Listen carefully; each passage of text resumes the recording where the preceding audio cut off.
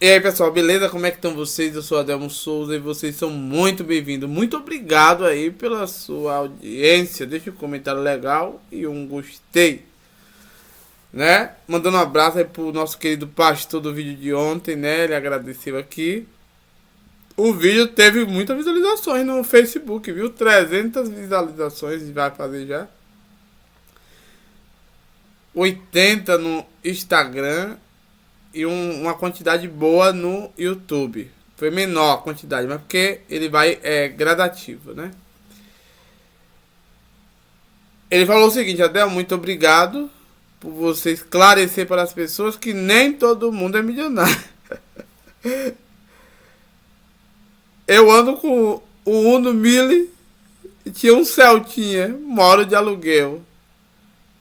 Não quero que as pessoas fiquem dizendo que todos os pastores são milionários. Afinal de contas, se eu for milionário, cadê meu dinheiro e minha casa e meu carro?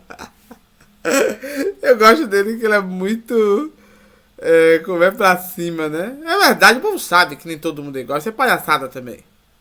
Viu? Não por nada. Mas outro pastor mandou aqui um questionamento que eu não sei se os coleguinhas dele vão gostar. Ele falou bem assim: Adel, pode falar meu nome. Meu nome é João. Pastor João, seja bem-vindo. Ele coloca o seguinte: Adelmo, é o seguinte, com o crescimento da internet, eu que estou botando internet aqui, há um questionamento muito grande dos nossos liderados, das nossas ovelhas. Eu confesso que nessa minha jornada toda de servo do Senhor, eu tento pregar o evangelho puro e simples. Tem muitos dogmas que nós herdamos a reboque, como você gosta de falar, que veio de concílios e nem tudo a gente crê desse jeito. Durante a minha trajetória, eu tento pregar o evangelho puro e simples de Jesus, que é cuidar do próximo, do órfão e da viúva. Sim, que inclusive, eu vou cortar aqui o comentário dele, que inclusive é que o Novo Velho Testamento sempre fala, né? A verdadeira religião, os profetas estão sempre falando sobre isso. Que amar a Deus, na verdade, é você cuidar de quem precisa. Mas vamos voltar aqui pra gente... Sim, aí cuidar do órfão e da viúva. Eu não me importo muito com alguns dogmas que eu sei que foram decididos em concílios, né, dos pais da igreja. Aí ele botou entre aspas, pais da igreja. Ele falou, e igreja por acaso tem pai e mãe? Eu gostei dele, ele é dos meus. Ele ia falar, bata aqui, mas você tá longe. Aí ele falou bem assim: mas eu creio que Jesus Cristo é o Filho de Deus e que veio nos libertar, principalmente a nossa mente dessas amarras. Mas infelizmente a população, ela não quer libertação, ela gosta da mágica. Mas está surgindo uma turma nova e eles começaram a observar que nem tudo é desse jeito. Tem traduções que podem ter sido equivocadas. E às vezes eles questionam pastores como eu, que sempre fez o máximo para explicar tudo direitinho. E sim, nós sempre abrimos margens para isso, que há erros de tradução. Mas, devido alguns apologetas muito radicais, essas pessoas acabam questionando a nós, por mais que a gente tente ser sincero. Fala um pouco sobre isso. Pastor, é o seguinte, eu gostei da sua palavra, continue, faça seu trabalho e pronto. O que está acontecendo, pastor, é o seguinte: eu gostei que já entendi. Eu sei que você não escreveu mais coisa aí, porque tem coisa que não pode ser dita na internet. Você ainda mandou falar seu nome? É o seguinte: há uma mentalidade cristã. Eu falei até sobre isso hoje lá na eletrônica com Eziel.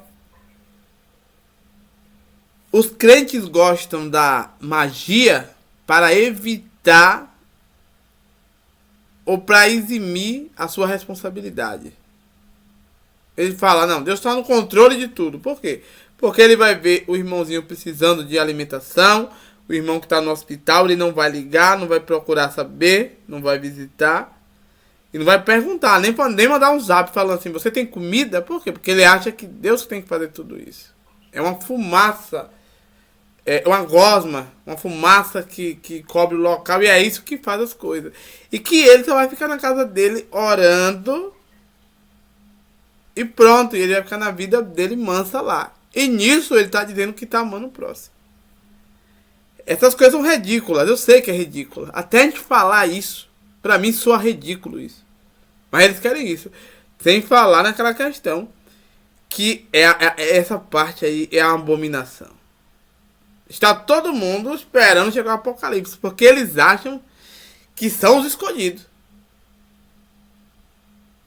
Que o mundo tem que pegar fogo mesmo, tem tudo pipocar. E eles vão subir de roupinha branca cantando em corais aí. Angelicais. Aí você vê que isso é uma mente de uma pessoa que diz que tem a mente de Cristo. É a mente do Satanás isso. É a pessoa que se soberba, que acha que ela merece, porque ela está servindo a Deus. E ai de Deus que não leve ela. Que ele vai faltar gente para cantar no coral celestial. Tem um monte de palhaçada que a gente ouve assim, mas a gente tem que ouvir porque a gente não é surdo. Porém, como você falou, está surgindo uma turma nova. Eu não vou me incluir porque eu tô velho. Tenho 43 anos. Mas eu agradeço muito a Deus que eu tive acesso a tudo isso. Texto em outras línguas, comentário. Presta atenção. Por muitos anos, algumas pessoas foram caladas, né? Elas faziam questionamento. Elas pensavam, pronto, Jesus era contra alguma dessas coisas. E como é que ao mesmo tempo ele trouxe na bagagem tudo isso? Tipo assim, a religião ao mesmo tempo que fala sobre Jesus cortar aquele laço com o partido do fariseu lá e a galera que comandava em Jerusalém, ao mesmo tempo abraça toda a ritualística. Em contrapartida, o próprio judeu odeia isso. Os judeus falam assim, não é assim que é a nossa religião, a gente não pensa dessa maneira, está errado. A gente vê que isso não está casando. Outra coisa, existem doutrinas, que eu vou falar o nome aqui sim, que tem criado um problema para os cristãos. E a famosa doutrina da Trindade é uma delas, que está no meio disso. Ah, Del, não pode falar isso não, como é que... Pode sim falar nisso. Claro que pode. Fora do arrebatamento secreto. Gente, entenda uma coisa. As doutrinas, muitas doutrinas, elas foram aprovadas no concílio. O ensinamento de Jesus não. Mas por que você querer cumprir essas doutrinas muito mais fácil? Porque o ensinamento de Jesus é duro. Você não quer tirar um período do seu tempo para ir ver a pessoa que está necessitada, porque vai tirar do seu dinheiro. Porque o seu dinheiro é para ir numa reunião, exaltar o nome de Deus e gastar horrores numa festa lá com seus amigos. Será que isso é o que Deus quer? Né? Não sei, foi um amigo meu que estava tocando esses dias aí. Ele falou bem assim, Adelmo, você acha o que? Você crê na doutrina da depravação total? Eu falei, para com essa besteira aí. É calvinismo, é? Nem perco tempo com isso. Arminianismo, Deus te livre.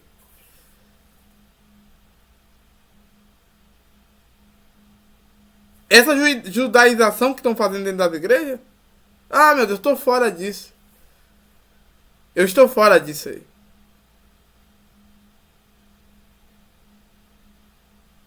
As pessoas hoje, as pessoas perceberam que existe erro de traduções. Existe sim erro de traduções. Eles não eram infalíveis, não. Pessoas que traduziram não tinham todo o domínio da língua. Palavras que ficaram equivocadas. Ligações de texto com outros que não era bem para estar ligados. Coisas que não fala cré com lé. Tá entendendo? As pessoas querem a resposta disso. Eu vi um debate aqui. O pastor, vou falar o nome dele, César Cavalcante. Um rapaz encoxou ele, acochou ali, né? Fez o que? Prensou um pouco na parede. Vem cá, Shema Israel. Ah, mas aqui é uma unidade, mas é dois que é uma unidade, mas o casamento são dois, mas é um só. Ah, vai te danar que isso aí ninguém tá comendo mais essas histórias. Todo mundo sabe o que tem lá no Shema Israel. Todo mundo sabe já tá cansado de saber já. Aí puxou o assunto da Trindade, ó. Problemática toda. Veio aquela questão lá, de que aproveitou, falou disso e falou bem assim, ó, da unidade composta. Aí mostrou que Abraão viu Yahvé, Yod-Hê-Vav-Hê. Ora, o texto não diz que Abraão não conhecia esse nome? Não era Elohim?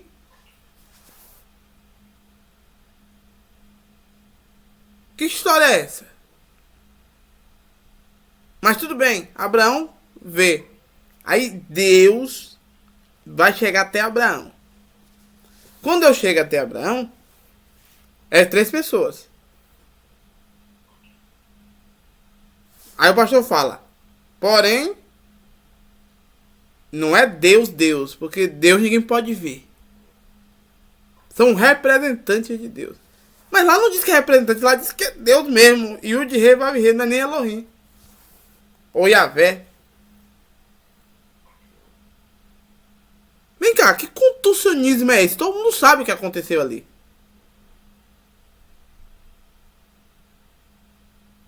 Todo mundo sabe o que aconteceu ali. Inclusive, tem uma parte ali que eu não vou falar aqui. Lembra que Sara era estéril? Então pense. Deixa pra lá. As pessoas, elas não querem mais ficar nessa história. Aí qual foi a resposta? Não. Ali é Deus. Ali é uma aparição, não sei como fala, de Deus. Mas ali também não é o Pai, o Filho e o Espírito Santo. Porque o Pai também ninguém pode ver. E quem é esse terceiro que estava ali? E quem são esses 3 que também é Yahvé? Então quer dizer que Yahvé é o Pai, o Filho e o Espírito Santo e mais 3 anjos. Já tá na hora das pessoas parar com essa palhaçada. Ninguém tá mais tolerando isso não. Outra questão. O livro de João, eu falo direto. João 1, o Logos não tem nada a ver com Gênesis lá. Ainda bem que o pastor César falou isso aqui. Eu vou botar, ele falou isso aqui para não dizer que é mentira minha. O texto diz assim, ó. Apareceu, eu vou ter que olhar porque eu não consigo ler, ao contrário, ó. O texto diz assim, ó. Apareceu o Senhor a Abraão. A palavra Senhor aqui é o tetragrama. Sobe só um pouquinho, varão. E mais um pouquinho. Ó, tá vendo? Ó? É o tetragrama. YHWH. Ó, YHWH. Aqui tá o tetragrama. O tetragrama apareceu a Abraão nos carvalhais de Manre, quando ele estava à entrada da tenda. E ele levantou os olhos e viu 3 homens. Então veja bem, como é que o tetragrama, cadê? Como é que o Senhor apareceu? Pode parar de mexer aí, eu mexo aqui. Como é que o Senhor apareceu para Abraão? O Senhor, ó, o Senhor apareceu a Abraão quando ele levantou os olhos e viu 3 homens. Ele viu 3 homens. E essa aparição de 3 homens é o Senhor aparecendo a Abraão. Tá certo? Então, o que os cristãos, ô Ricardo, historicamente entenderam? Que quando se fala do tetragrama, isso tem a ver com o Pai, o Filho e o Espírito Santo. Olha o que ele disse. Os cristãos que entenderam. Cristãos entenderam não, colocaram na mente. Que tem a ver. Mas repara o que vai acontecer. Não é que lá diz que é. Entenderam? Não, aí a gente sabe que foi porque entenderam, né? Concílio. Mas vamos lá. Mas não significa que são 3 deuses. Porque tanto o Pai, quanto o Filho, quanto o Espírito Santo respondem pelo tetragrama. Ok? Eu posso fazer uma pergunta nesse versículo aí de Gênesis 18:1? Claro. Certo? Não, porque é o seguinte, a palavra mesmo fala que ninguém viu a Deus, por causa também se Moisés visto Deus, ele mesmo falou que ia morrer. Verdade. Agora eu queria saber, se essas 3 pessoas que apareceram ali, é verdadeiramente o Pai, o Filho e o Espírito Santo. Se eram os 3 ali, era, como podemos dizer, materializados. Representantes. Representantes, então fica uma coisa difícil, por causa o anjo ou qualquer outra pessoa pode representar ele, entendeu? Isso. Então não é algo assim firme que eu posso falar, não, que eles apareceram ali, são os 3 que estão ali, da forma que está sendo colocado. Eu acho que fica um algo estranho, por causa do ninguém viu Deus. Exato. Então, boa pergunta. Assim, pode falar. Então, boa pergunta. A resposta é o seguinte: não tem como uma pessoa, um ser humano, ver Deus. É o que a Bíblia diz, né? A Bíblia diz que ninguém pode ver o rosto de Deus e viver, por exemplo. Ali é uma aparição de Deus, é uma manifestação de Deus, porque é o que o texto diz no versículo 1, o Senhor apareceu, o tetragrama apareceu a Abraão, e ele levantou os olhos e viu 3 homens. E como que Deus apareceu? Através de 3 homens. A gente vai ver no contexto que ali são 3 anjos, né? E esses 3 anjos, eles representam Deus. Então não é Deus pessoalmente, mas esses 3 representam Deus. E a Bíblia diz que foi assim que o Senhor apareceu a Abraão. Mas é uma ótima pergunta, é verdade. Eu concordo. Não pode ser o Pai, o Filho e o Espírito Santo em pessoa ali. Ele concorda, não ele concorda, todo mundo sabe que não é o Pai Espírito Santo ali.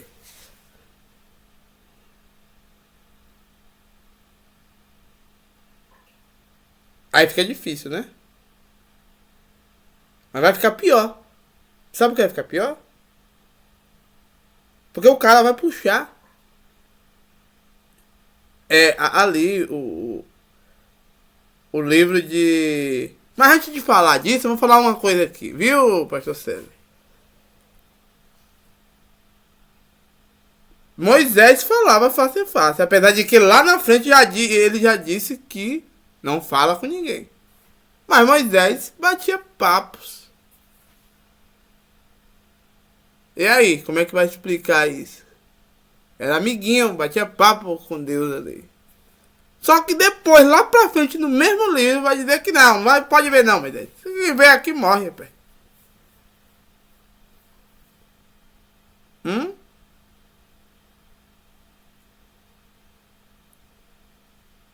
Pra turma aí do Instagram, vai finalizar agora. Mas pra quem tá no YouTube e Facebook, vai continuar. Porque lá é só 20 minutos. Então, vamos continuando aqui agora.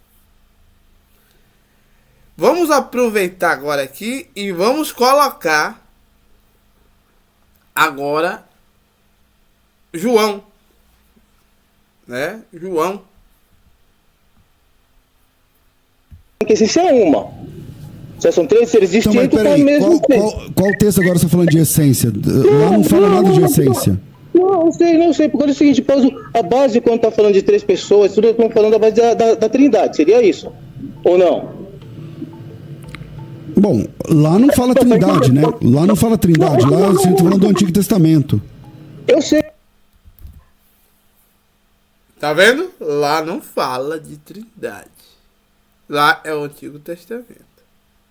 Vamos lá? Não, nenhuma parte da Bíblia vai falar Trindade. Eu não vou usar esse termo assim, falar assim, se tiver escrito Trindade, me mostra aí. Isso daí é babaquice, daí é pessoa que não sabe conversar. Então, agora deixa eu te fazer uma pergunta. Você está fazendo bastante perguntas, deixa eu te fazer uma pergunta. Você crê que Jesus é Deus? Não. E o que você faz com o texto de João 1:1? João 1:1? Ele é fácil, certo? Ele é fácil. Porque é o seguinte, vamos falar, ó. Daí entra aquele contexto assim, ó, que a palavra também de Deus que está ali vai entrar lá na parte de Gênesis 1, que vai entrar de peito de Elohim. E a parte de Elohim são várias traduções, não é somente Deus, certo? Então ali para ele seria como fosse autoridade, assim como Deus deu autoridade para Moisés. Porque se você for ver lá, em algumas Bíblias está escrito com Deus com letra maiúscula. Então, e é Elohim que está ali. É que grego não tem maiúsculo nem minúsculo. Então vamos lá. Não, O texto de João diz assim.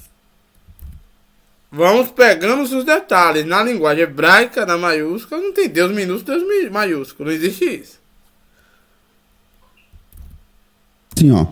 No princípio era o verbo. E o verbo estava com Deus. E o verbo era Deus. Calma aí, quem é o verbo? Então, a palavra. Jesus. Tá. Certo? Esse aqui é o verbo. Agora, certo. Tá. Então, e ele estava com Deus no começo, no princípio. Então são duas pessoas, certo? Não, é eu que estou fazendo as perguntas dessa vez. Posso eu fazer pergunta um pouquinho? Não sei se eu estou fazendo isso para me entender, porque respeita assim, aqui, né? A palavra é uma pessoa. A palavra estava com uma outra pessoa, certo? E as duas pessoas são Deus. Então, sendo dentro do plural, que é plural, então seriam essas duas pessoas como deuses. Correto ou não? Então, é que quem queria fazer as perguntas eram eu, mas parece que eu não vou conseguir, não é? Você vai continuar fazendo perguntas. Tá tudo bem pra mim. Tá tudo bem pra mim. Desculpa, pode fazer. Por causa do seguinte, porque a resposta é essa.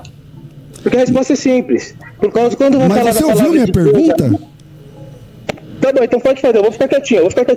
Não precisa ficar. Vamos lá. Se a resposta é essa, se a resposta é essa, qual foi minha pergunta? Não, pode fazer. Então, desculpa, pode fazer. Deixa eu entender aqui. Então, vamos lá. No versículo 3, está dizendo que todas as coisas foram feitas pelo verbo. Todas as coisas foram criadas pelo verbo. E que sem o verbo, que é Cristo, nada do que foi feito se fez. Você disse que esse verbo, ele é um Elohim. Conforme lá no Antigo Testamento o termo Elohim pode ser aplicado inclusive a seres humanos, não sei o que e tal, tudo mais. Mas como nada disso tinha sido criado antes, e aqui a gente está falando da palavra enarche, e a palavra grega enarche é a mesma correspondente do hebraico lá no princípio, quando não havia nada, né? No princípio, como é que esse ser criado existe junto com o Pai antes da criação? Explica para mim. Assim, o senhor acredita em algum... Assim, para me te explicar melhor, entendeu? Assim, de contexto judaico, de uma forma entre a palavra rei, por causa lá em Gênesis 2, versículo 4, vai ter uma palavra lá que vai ter um rei, que sabe que no hebraico não tem nem maiúscula nem minúscula. Certo? Mas tem uma letrinha ali que tem um segredo, que a palavra rei é uma letra pequena ali. E essa palavra rei significa criação, certo? Dentro do judaísmo é criação. Então, quando está falando da palavra rei, que o senhor conhece como que é o desenho dela, tudo, então em cima, quando fala, no princípio era a palavra. Então a palavra estava o quê? No pensamento. Porque o senhor consegue... É que assim, ó, essa história do termo, da letra rei, que é a letra, na verdade a pronúncia correta é re, que acontece lá no Antigo Testamento, a gente está falando do hebraico. eu não perguntei nada de Gênesis, nada de hebraico. Eu perguntei do texto de João, que é grego, que não tem absolutamente nada de hebraico. Eu perguntei o seguinte: se no versículo 3 diz que tudo que foi criado por Cristo, quer dizer, ele é o Criador, como que ele é uma criatura e ele está com o Pai desde o começo? Como é que ele conseguiu fazer isso? Quem criou Jesus? Como é que é essa ideia?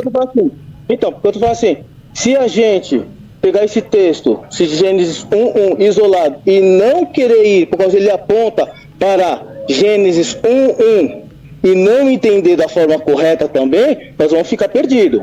Nós vamos criar uma outra heresia também, certo? Porque os dois textos estão ligados uma na outra, ou não estão? Olha, teologicamente sim, textualmente não. Né? Porque são línguas diferentes, elas são separadas por milhares de anos e tal. Mas parece que é um problema esse aqui, então eu posso trabalhar com outro texto. Você viu aí agora? Teologicamente, foi cômodo fazer essa ligação, mas eles não têm ligação. Porque na verdade João do Logos não tem nada a ver, mas a teologia juntou sim com Gênesis 1:1. Você viu? Ele falou assim, pera ainda, já que no grego, não sei o que lá, mas o grego não está dizendo que está apontando para o hebraico de Gênesis? Aí o que foi que ele falou? A resposta é que eu e você sempre soube. Que não tem nada a ver uma coisa com a outra. Teologicamente é conveniente, a fada da conveniência. Mas linguisticamente não tem nada a ver uma coisa com a outra. E aí? Você tá vendo aí onde é que tá o problema? Você tá vendo onde é que tá o problema? É aí que é o problema. Aí você acha que a geração nova vai comer essas histórias? Não vai de jeito nenhum. Esse cara encoxou ele. Viu? Eu vi aí todo esse corte aí. O cara não deixou ele sair assim, a francesinha, não. Eu gosto muito do pastor César, gente boa, legal. Ele é muito ligado a essa cultura judaica, que um monte de coisa a gente sabe que é mitologia, que tá dentro. Né? Jesus já alertou sobre isso, né? Pode ter certeza disso. Mas a turma judaizou a igreja e ficou complicado, né? Até os judeus não gostam disso, que os judeus acham que está ressignificando os ensinamentos dele. Agora, eu e você, nós sabemos. Eu falo direto. Gênesis foi escrito depois. Viu? Ah, o bezerro de ouro do Êxodo. O bezerro de ouro tá ligado a Jeroboão. Eu não sou idiota. Ah, Sodoma e Gomorra tá ligado àquele caso de Juízes. E se a gente for ler Ezequiel e os outros, a gente vai descobrir por que Sodoma e Gomorra foi destruída. E não é o que você está dizendo. E é isso que a nova geração não está aceitando. A nova geração que está lendo tudo agora, está fuçando tudo, não está aceitando Almeida corrigida. Quer dizer que um Almeida é diferente da outra Almeida, que é diferente da outra Almeida, que é diferente da outra Almeida, mas é tudo Almeida.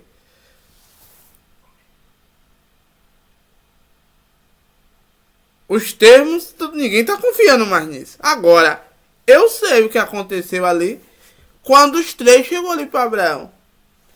Deixa eu lhe falar uma coisa. Você não se tocou ainda que se o personagem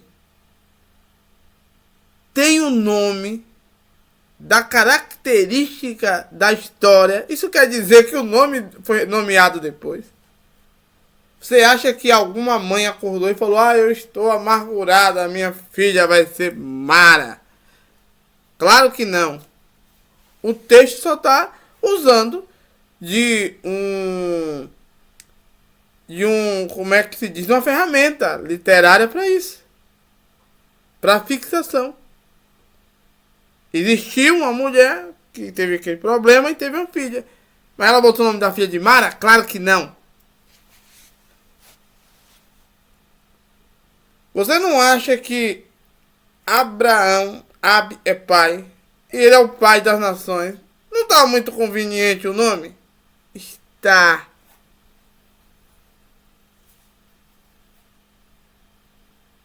Esse negócio do menino se chama Jacó, o que pega no calcanhar.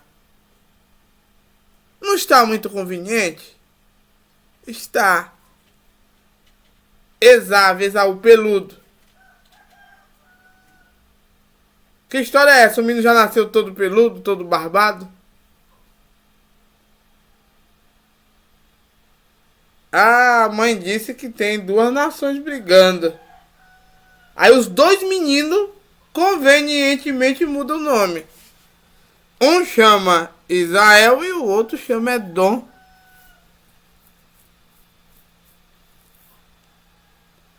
Tá entendendo?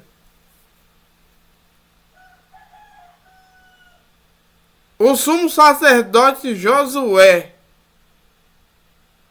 com Josué, que na verdade o nome de Josué é Oséias, Oxéias.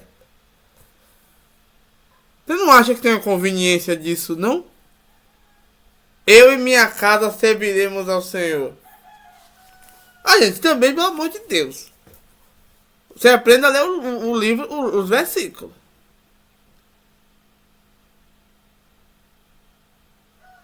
É claro que aquele Josué ali, existiu Oséias, que substituiu Moisés. Assim, se teve ou não teve, não é da minha conta. Mas teve o ajudante de Moisés. Todo mundo tinha ajudante ali. Mas esse negócio do Moisés, não, seu nome agora vai ser Josué. E Yehoshua.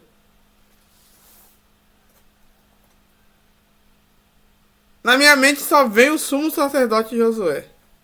Porque na verdade foi ele que disse para a população quando voltou da Babilônia: olha, vocês procurem quem servir, porque minha casa não serviu ao Senhor. E ai de vocês que não sirvam.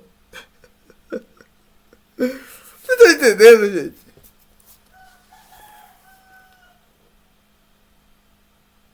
Esse negócio do bezerro.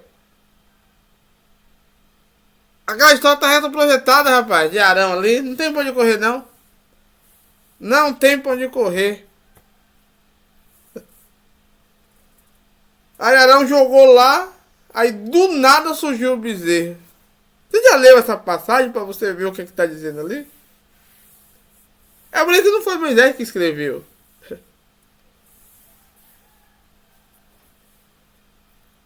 Aí Josias entra no templo. Você já leu a parte de Josias? E da profetisa Uda? Ah, esqueci, vocês são bestalhados. Ai, as mulheres eram tratadas como o resto. Eu acho que vocês não leram nada muito da Bíblia, não, mas deixa pra lá. Que é a profetisa ali.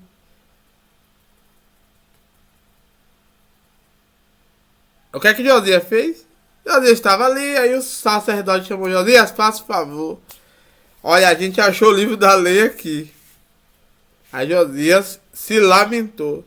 Aí a gente descobre ali que desde a época dos juízes, que não se fazia nada daquelas atividades, nem a Páscoa. Ele rasgou a roupa, sinal de luto, e colocou todo mundo ali no eixo. Mas espera ainda, não era Davi que era segundo o coração de Deus? Como é que as Páscoas não fazia com Salomão, Davi?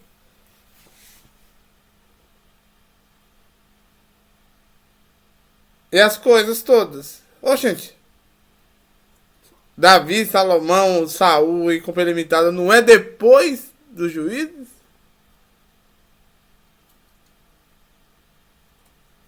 E aí? Agora eu sei por que ele tá dizendo isso lá. Você não se tocou em nada do texto que tá rolando ali, né? É isso que eu tô falando pra vocês. Lembra que quando Salomão morreu e o filho ia ficar Roboão? Você lembra que aquela imagenzinha do homem sábio, segundo Deus, é tudo mentira? A turma foi, falou, não, a gente não quer ficar com... Seu pai já não prestava, era uma peste ruim. A gente não vai ficar com você não. E o reino dividiu. Lembra disso? Ah, mas falaram sim. Na boca do próprio filho de Salomão saiu essa conversa. Se ele explorar vocês, eu vou fazer 5 vezes mais. Se ele fazer isso, eu vou fazer não sei quantas vezes mais. O que é que tudo isso quer dizer?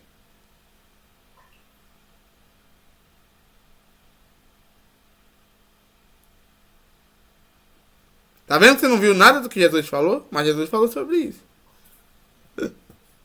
Mas para você não é interessante porque você nem sabe o que está lá escrito.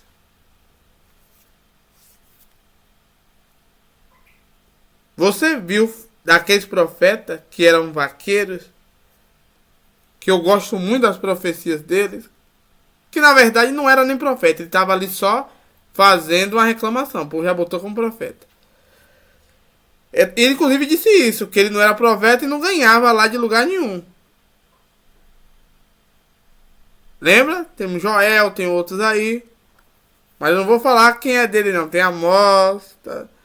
Mas aí vocês vão vendo lá. Ele vai lá falar com o rei de Israel Norte.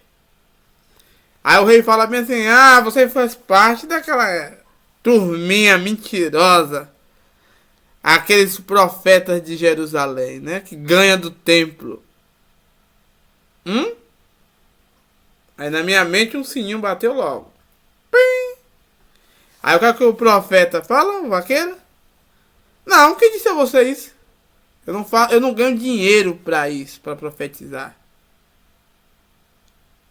Eu estou insatisfeito que a população está sofrendo com essa administração.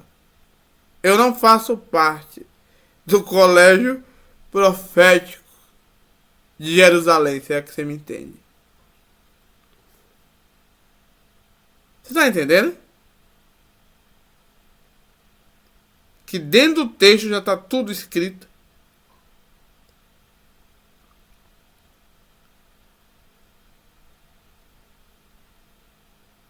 Ah, Josias queimou os postes e aquela ruma de coisa. Pera ainda, Ezequiel não tinha feito tudo isso?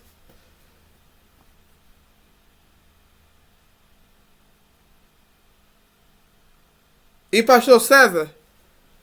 Ah, você perguntou como é que era o verbo, estava lá, foi criado antes e tal. Você sabe sim onde é que tá. Tá no livro de Enoque. Viu? Você sabe sim onde tá.